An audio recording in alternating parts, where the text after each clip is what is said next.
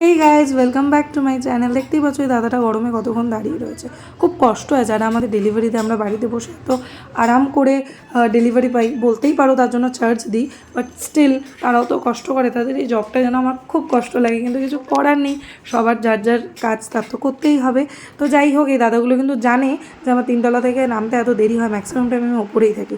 তার জন্য কিন্তু আমাকে আগে থেকে ফোন করে বলে যে দুর্গাবাড়ির সামনে যাব না হরিসভার সামনে আসবো। দুর্গাবাড়ির সামনে বাপের বাড়ি, হরিসভার সামনে কিন্তু শ্বশুর বাড়ি। তো যাই হোক, আমার কিন্তু অলরেডি দুটো আরও পার্সেল এসছে, ঘুরতে যাব এক্স্যাক্টলি সেই জন্যই কিন্তু কেনাকাটি চলছে।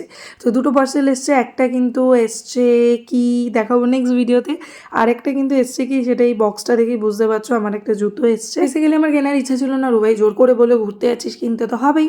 ও কিন্তু প্রত্যেকটা জায়গায় ঘুরতে যাওয়ার আগে আমাকে কিন্তু এটা ওটা কিনে দেয়, এটা কিন্তু আমাকে রুবাই দিয়েছিল। আর এর আগে কিন্তু আমি একটা ক্যাটওয়াকের হিলস নিয়েছিলাম, যেটা আমি নিজে কিনেছিলাম। তো চলো কী নিলাম সেটার জন্য কিন্তু ওয়েট করো নেক্সট ভিডিওতে। বাই।